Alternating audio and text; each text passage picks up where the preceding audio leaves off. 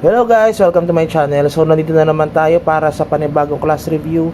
Ngayon naman ay Wizard ang ating i-discuss. So medyo busy tayo, pasensya na guys at final exam ng ating mga estudyante. So ang ating re-review ngayon ay about sa building, leveling, and red boss. At the same time, syempre ang PvP ng ating character, ang Wizard. So ito ay based lamang sa aking mga experiences sa paglalaro ng MU Monarch. So magkakaiba pa rin syempre kung ano ang preference ng inyong mga or kung paano kayo maglaro. Dito kasi tayo ay mix or sabihin natin parang kalahating free to play at the same time spender tayo dito. Konti lang ha, hindi naman tayo ganun kay spender tulad ng mga excessive na naglalaro ng MU Monarch. Tayo ay nakikilaro lang at gusto lang natin syempre lumakas. But then, before we begin guys, thank you lahat sa mga nag-like and subscribe sa ating channel. Tayo ay magpo-400 na ata sa ating channel, no? So, thank you sa inyo sa suporta at the same time sa panonood ng ating mga videos. Sana nakakatulong at nag-enjoy kayo sa panonood. No? Maraming salamat. Thank you. Simulan na natin. 1, 2, 3, cut. Okay guys, dire-diretsoy na natin ito. Una-una sa level up. Sa leveling ng character natin sa Wizard, walang problema dito. Mabilis siya magpa-level. Mas mabilis siya compare sa DK, syempre. Pero mas mabilis para sa akin ang Dark Lord STR compare dito sa Wizard. Para sa akin lang naman, no? O siguro dahil mataas sa level natin, medyo bumagal tayo magpa-level. At the same time, syempre dahil kapag bago ka sa class mo, medyo maninibago ka pa dahil nga wala ka pa masyadong gamit. Ngayon medyo nakakahabol na tayo. Feeling ko halos pares lang sila ng Dark Lord sa pagpapalevel. So dito naman sa building ng character, para sa akin, unahin nyo yung weapon nyo. Kasi importante yun kasi sa more on damage tayo. Kasi medyo mabagal ang pag-kill natin sa mobs kung mahina ang ating weapon. Good for farming itong character natin. The more na mas maganda ang weapon natin, the more na mas makakapag-farm tayo na maayos.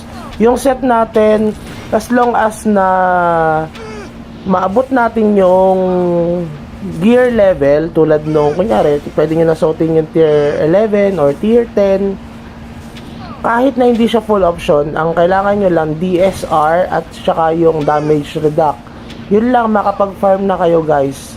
Yung full option, kahit hindi nyo na i-priority dahil medyo less nga kayo sa magagastos nyo dito sa Wizard.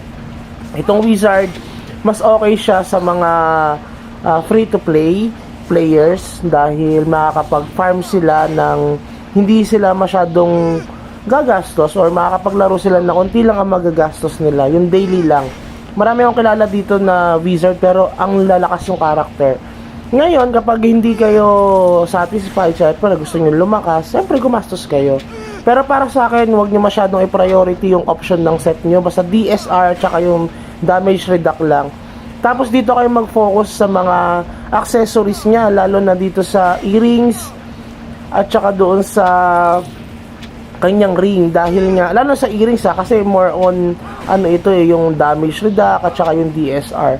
Yan kasi yung bubuhat sa Wizard para sa akin kasi nga merong buff ang Wizard na yung Guardian Soul. Dati sa amin yun mana shield nung mga batang 90s. So yun ay mababawasan ang damage sa atin. Mana shield kasi yun. Yung damage ng kalaban, PvP at saka yung PvE sa mga enemies natin, sa mga mobs, hihina ang damage. So makakatulong itong mga accessories natin. Tapos pagdating naman sa building ng ating mga florites, para sa akin dahil mix ito, no, kaya meron ako fire tsaka wind tsaka syempre ice. Pero para sa akin ang Wizard good for ice at tsaka dagdagan nyo na rin yung wind dahil medyo malambot nga siya. Ngayon ang ice kasi nakalagay doon when attack. Biruin mo yon, when attack, kapag ka tinira ka ng or pagka nagkakaroon ng damage ang kalaban sa'yo, ang kinagandahan nun, tumataas yung damage mo rin dahil nai-inflict ka ng kalaban mo at madadagdagan yun by percent doon sa attack damage mo. Ngayon, unlike dito sa fire, kasi fix kasi yung damage na madadagdag sa'yo. Atakihin ka o hindi ka atakihin. Kaya marami nagpa-fire na wizard. Pero para sa akin, okay ang ice. Bakit? Kasi nakalagay kasi when attack. Ibig sabihin, kasama dito, hindi naman naka-indicate na kasama yung mga nag-miss. Ang wizard, kapag tinira mo dahil mataas ang agi at saka sa guardian soul niya, puro miss ang damage sa'yo. Kaya, hindi ka nababawasan dahil sa miss pero tumataas yung damage mo dahil nga dito sa fluorite mong ice. Sa fire kasi, kahit na mag-miss yan, ganun fix yung damage na mabibigay sa'yo sa fire. Pero sa ice, ang kailangan lang natin, mataas ang ating weapon, ng ating damage, kasi by percent ang dinadagdag sa atin yan. Ngayon, pagdating naman dito sa master talent, ito ang swiftness, para sa akin, hindi ito fit para sa wizard. Kasi parang ito yung tank yung swiftness. Ang wizard kasi good for farming. Kapag ka nag-swiftness ka, titigas ka nga, ang problema, matagal ka namang kumatay. Mahirapan ka pa rin, kaya naman ng energy type itong farming. At the same time, yung mga mobs kapag tinatangkin nila yung mga mobs at kapag nakikipag PvP sila. Ngayon, pataasin natin itong max weapon attack. Kaya ang max weapon attack kasi nagbe-base ito doon sa gear level ng inyong pinakamataas na weapon. Kunwari tier 11, yung base points nun, doon nagbe-base yung max weapon nyo. So kaya sabi ko nga sa inyo, huwag kayo masyadong mag-focus sa set. Basta may DSR and DD kayo, mag-focus kayo sa weapon kasi more on damage ito. Tapos itong sorcery possession ba ito, i-upgrade nyo rin ito dahil increase ito ng minimum damage natin. Biruin mo, mahina ang damage natin kapag minimum, pero dahil sa buff na yon, automatically 10 minutes tataas ang ating damage. Itong int up, hindi ko to pinataas kasi para sa akin mas importante itong yung isang skill, yung combo damage, no? Yung int kasi more on intelligence lang, more on damage lang, pero kasi itong combo damage up, importante ito kasi the more na itong wizard kasi natin, malakas siyang dumamage, tapos nabilis mag-cast yung combo niya. So kailangan lang, dahil nga mabilis siyang umatake, di ba? Kaya yun, kailangan lang natin yung combo natin mapataas yung damage. Kaya nga kapag nagkakaroon ako ng kalaban na PvP at saka sa 3v3, pag pumutok yung combo, para siyang yung combo ng DK, gumuguhit talaga yung damage niya. So maganda rin siya para sa RB. Ito naman, pataasin din natin ito, parang buff ito para sa atin. Biruin mo, lahat ng ating skill madadagdagan ng 5%. So kapag level 2 na siya, 5.20% na damage natin, no, madadagdagan ng 220 damage. Yung pala isa kasi 5 chance pala yon. Tapos ito, kuhain rin natin ito. Para sa akin na yung Pyroblast. Dinagdagan ko na ito guys. Nag-level up na kasi tayo. Ito kasi yung Pyroblast, magagamit natin siya sa PvP. Siyempre, yan yung nagkakas ng combo. At the same time, sa PvE, doon sa pagpapalevel natin, makikita nyo, di ba, ang ginagamit natin, Pyroblast. Sa pagpapalevel, pag AFK. At the same time, yung Red Boss. Hindi natin kinuha yung ibang ano niya dahil nga hindi naman siya masyadong importante para sa akin dahil meron nga pa level 2. Tapos itong Meteorite, kuhain natin yan. Hindi ko pa alam yan dahil hindi pa naman natin siya na-experience. So move on tayo. Dito tayo sa ating mga skills. Para sa akin, ang skills ko, ito, ni-level 3 ko lang itong Ice dahil ito yung pang slow sa kanya. Itong Poison, dagdagan nyo ito. Level 4 to. Gusto ko nga to i-level 5. Medyo wala lang tayong budget dahil mahirap nga magpa-level up ng ating mga skills. Pero i-level up natin yan guys dahil importante yan. By percent niya, nababawasan yung kalaban natin, tapos na-slow pa sila. Tapos yung teleport, kahit level 3, level 4, okay na yan kasi kailangan lang naman natin siya panghabol at pantakas. Diba? Cooldown lang naman ang pinagbago niyan. Tapos itong Aurora, Aqua Beam ito dati, nagkakas rin ito ng combo. Hindi natin siya masyadong patatasin. Okay na yung level 4 para sa atin. At mahirap na magpa-level niyan. itong Guardian Soul or yung Mana Shield namin na tinatawag dati, papalevel natin yan dahil maganda yan, importante yan dahil by 15% yung 60 damage reduction ma-absorb niya. So medyo liliit ang damage sa atin. Biruin mo kung ang bawas sa'yo ay 10,000 ang damage sa'yo ng mobs at saka ng kalaban mo, by 50% pag kumagat to 5,000 na lang para lang siyang na-heal ng buhay mo ng pots natin, ng potion. Tapos itong Pyroblast, pa-level lang natin to. Importante ito. Both PvE at saka PvP sa red boss at saka sa mga players na kalaban natin. Dahil ito yung nagkakas ng combo. Tapos yung Blazer naman, wag nyo na masyadong pataasin yun. Sakto lang kasi yun ay pang DS natin at saka pang BC natin. Yan yung skills natin guys, no? Sinasabi ko lang sa inyo dahil nga para meron kayong guide pag naglalaro kayo ng wizard dahil medyo ang daming skills nito. Kapag mas marami kayo kasi na in-upgrade na skills, masasayang yung skill shards na gagamitin nyo. Ang hirap mag-ipon ng skill shards, 'di ba? So next naman na gagawin natin ay PvE dahil naghahunt tayo. Ay, hindi, wag mo ng PvE. Dito tayo sa red boss. Subukan natin yung red boss.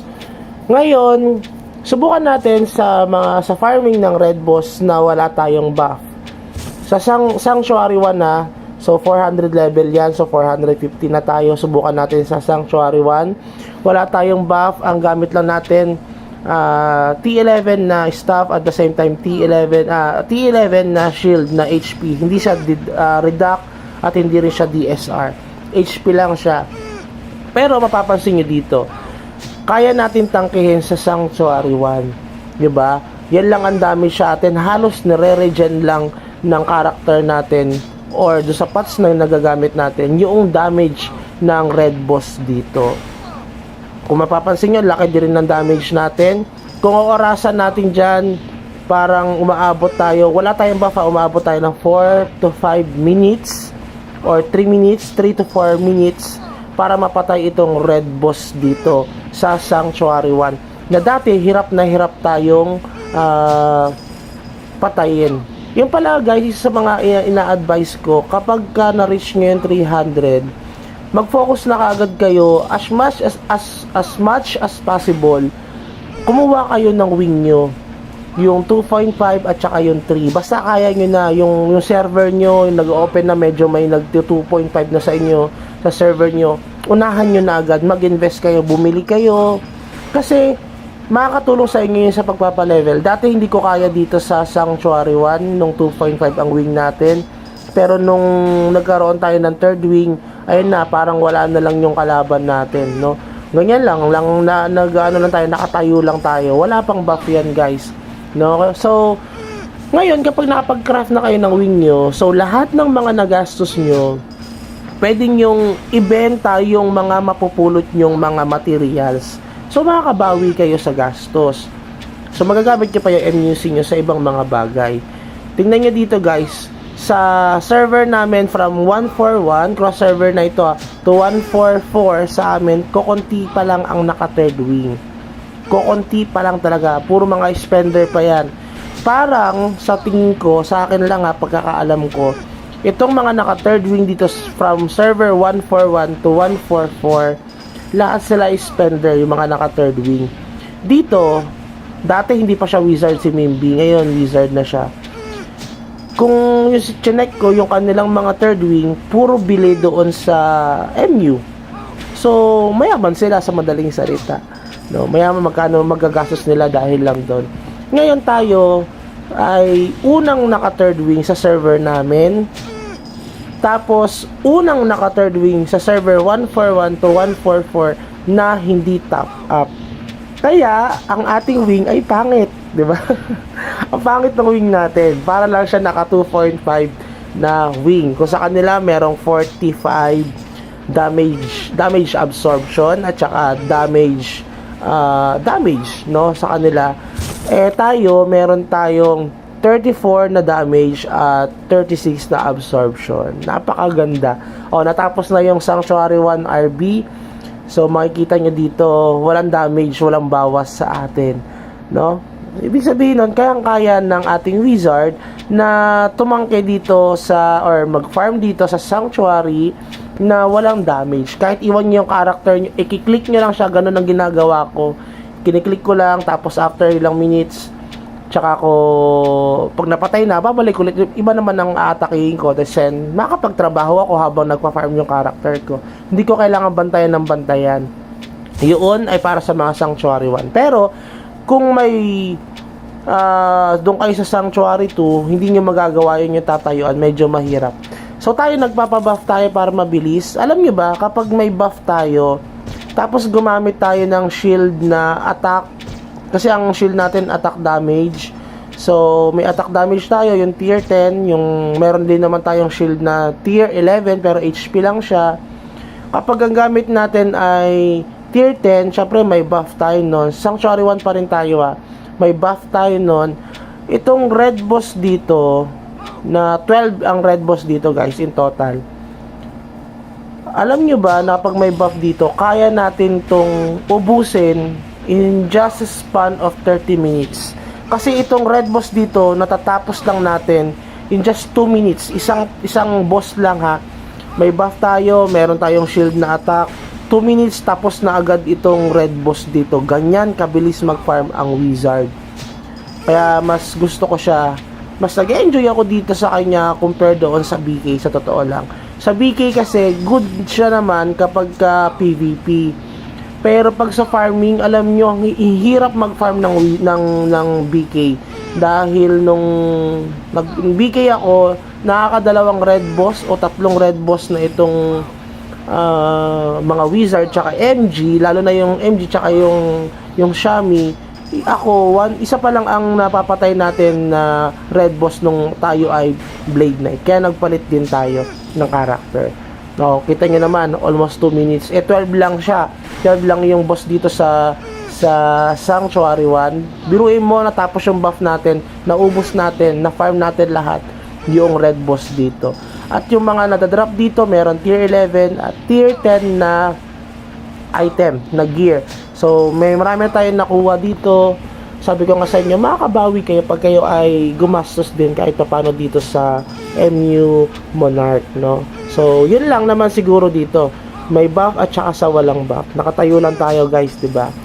Pero pag sa Sanctuary 2, syempre hindi mo magagawa ito dahil malakas ang mga mobs doon. Biruin mo, 450 plus pa lang tayo. Siguro pag nag-level up na tayo ng medyo mataas-taas, mga 470, siguro kaya na rin natin siyang tayuan. O tignan natin yung Sanctuary 2, meron tayong buff. Kailangan may buff tayo dyan dahil kapag wala, hindi natin siya kaya.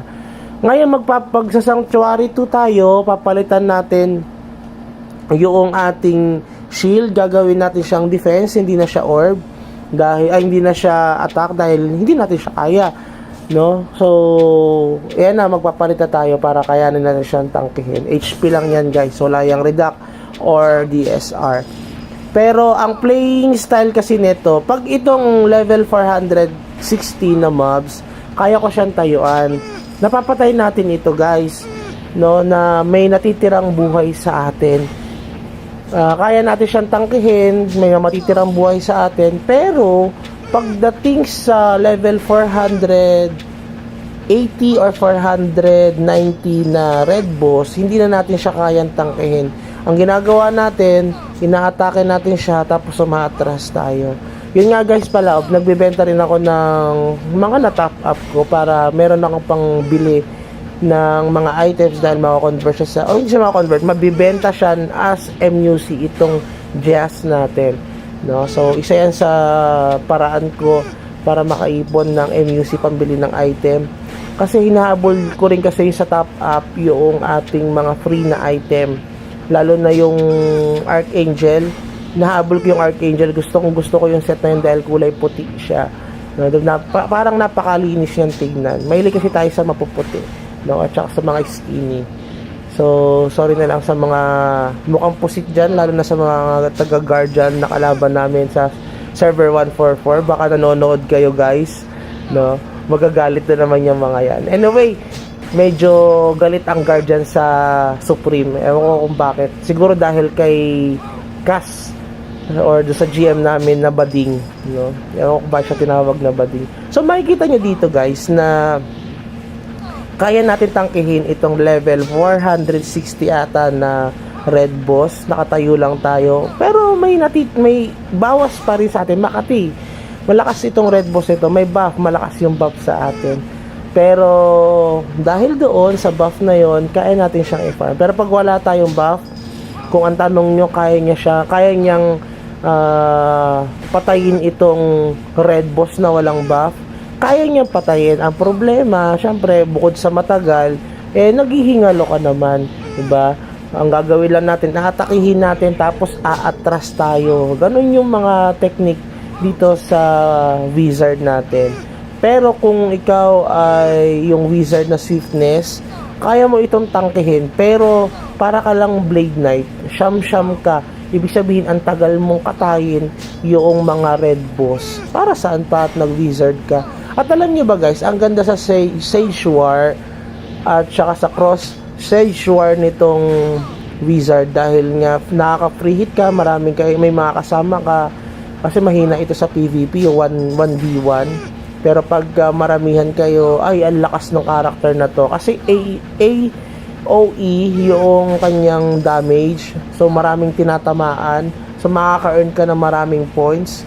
Kaya usually ang mga killing king namin dito ay wizard at MG. Usually yon. Noong nakaraan, bago tayo magpalit ng ating class, tayo ay killing king ng DLSTR natin. So ito yung pinakamalakas na mobs dito, 480 ata ito. Wala pa ako nakikita 490. Pero ito ay 480. Ganyan ang playing style ng wizard na hindi kaya ang red boss. Atake lang tayo. Ganyan naman talaga yung matututunan nyo rin ito pag mga bago-bago kayo.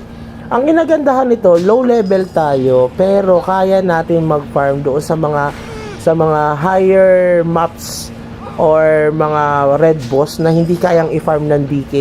Nung DK ako dito, halos 3 balik ata ako bago ko mapatay itong mga red boss. Sa Sanctuary 1 pa lang yun, kasi 400 lang tayo nun. Hirap na hirap ako nun. Unlike dito, syempre hakabulin ako, makakapag-regen ako ng buhay. Tapos kaya nababawasan ko pa rin siya. Tapos nagmi-miss yung damage niya minsan, 'di ba? Pero pag tumama yung damage niya, medyo masakit, syempre. Pero malaking tulong kasi yung miss na damage sa atin ng ating kalaban. Tapos dahil doon sa poison na skill natin, kaya nga patataasin natin siya, bumibilis tayong makakatay ng kalaban. Dahil nga nababawasan siya by percent sa kanyang buhay dahil doon sa kanyang poison.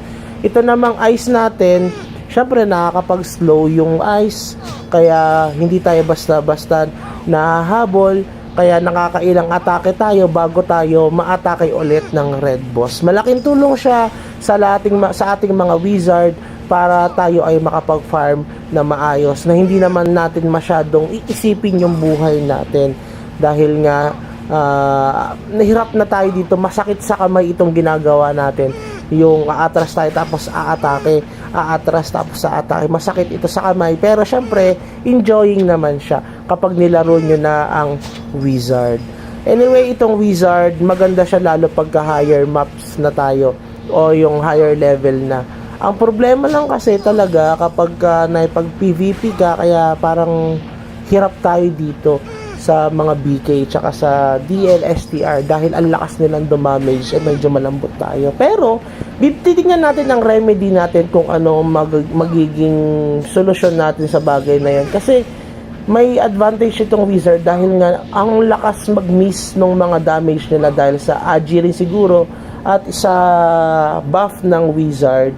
Kaya kahit na gaano kalakas ang DK, lalo kung hahabulin ka dahil long range nga ito. Tignan natin sa video na to, parang may video ako na ng PK ako ng BK kasi nabul-habol ako. Tignan natin.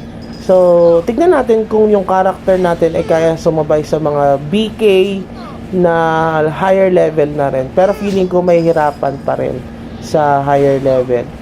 Pero nakaka-enjoy itong wizard. Kung ang gusto mo lang is play turn, tapos lumalakas yung character mo, mag-wizard kayo guys. Yung MG kasi hindi ko siya ma-suggest sa inyo at ma-advise na gamitin kasi malambot kasi masyado siya, pero lakas siyang dumamage. Marami akong kilalang MG na nagbebenta ng MUC kasi ang bilis na lang mag-farm.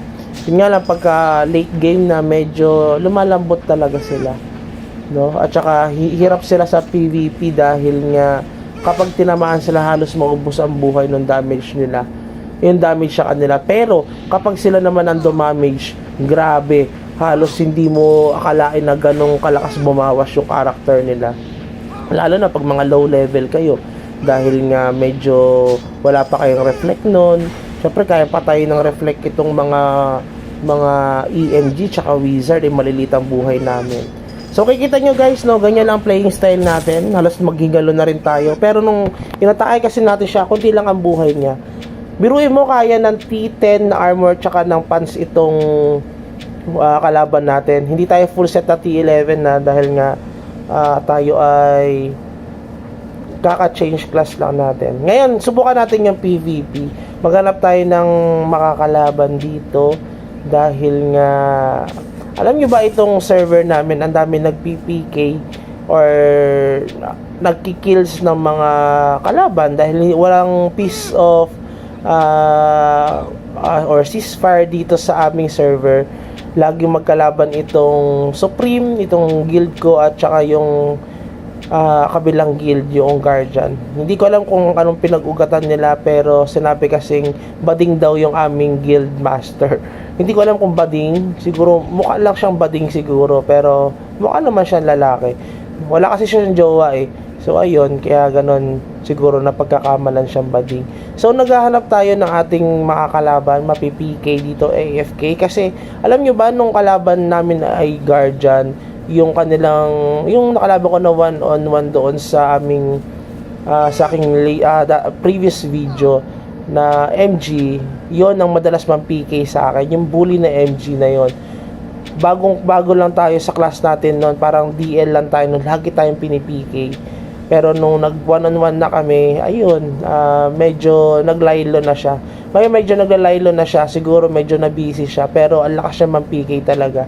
Ngayon, tayo naman na nag-PK, sinusubukan rin natin yung character natin at para magkaroon na katahimikan dito dahil nga pinipigay din nila yung mga kasama namin, diba? So makikita natin dito, may video kasi dito na tayo ay ng PK ng mga kalaban, no? So tinuloy-tuloy lang natin yung video natin. Alam niyo ba kung bakit? Kasi nag-corrupt yung ating dating video, si una nating video. So ngayon dinire-diretso ko na lang kasi oras na, parang alas 3 na, mag-alas 12 na, alas 11 na ng hapon ng madaling araw yan, no? Ay ng gabi yan. So ngayon ini-edit ko siya parang alas 2 na ng madaling araw. O kita nyo guys, di ba? Dalawa sila, isang BK at saka isang L. Gap sila sa akin dalawa, syempre. Medyo mataas ang level natin, pero hindi naman nagkakalayo. Nag-summon na siya ng kakamping niya. Ganyan sa amin, guys. Kapag nagkaroon ng labanan, automatic summon ang mga kakampi. Ngayon, napatay natin yung BK, no? So, nagulat ako pagdating ko, pagka-TP ko, sila yung bumungad sa akin. So, sinubukan natin yung kanyang kalakasan yung BK. Anyway, yung BK dito top 1 sa amin, no. Siya yung pumalit sa akin nung nawala tayo sa BK, lumipat tayo sa DL. Siya yung naging top 1 namin kasi top 2 namin ito dati. So ito maganda sa BK, biruin mo yan, no. Lakas mang asar, di ba? Ganyan lang na tipong hit tayo tapos aatras, tapos TP pag di natin kaya, di ba? Or alanganin tayo o kaya natin sabayan ang BK. May buff din yan, di ba? Dahil may kasama siyang elf. So, biruin mo yon. Ang lakas ng karakter na yan na BK, di ba? Oran, tatlo silang umatake sa atin. Pero, puro mission damage sa atin, di ba? Ang ganda talaga ng wizard. Biruin mo, hahabulin pa tayo niyan. Yan ay top 1 na wizard sa amin. Hindi ko hindi ko maunahan yan. Oh, kita nyo yan guys, hindi tayo mamatay-matay kahit may mga buff na rin sila, although may buff rin naman tayo. Malakas din kasi yung character natin kahit papano. Malakas dahil marami tayong nagastos dito. So pinatay natin ang BK nila. Gusto natin patay yung elf nila dahil nga pinapatay nila yung elf ko na buffer na pang support ko dito sa aking character pag nagpapa-level. Pinapatay nila yon. So ginagawa ko, pinapatay ko rin yung elf nila para bawi syempre, 'di ba? Dahil nga hindi ako makapagpa-buff. So para hindi rin sila makapagpa-buff, papatayin ko yung mga elf nila. So ayan, kita nyo naman. Pero pag nilabanan natin yan, siguro baka mamatay yan.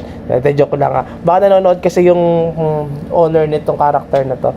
So yun lang siguro guys. And sana may napulot kayo dito sa mga kwentong barbero ko. Sana nakatulong.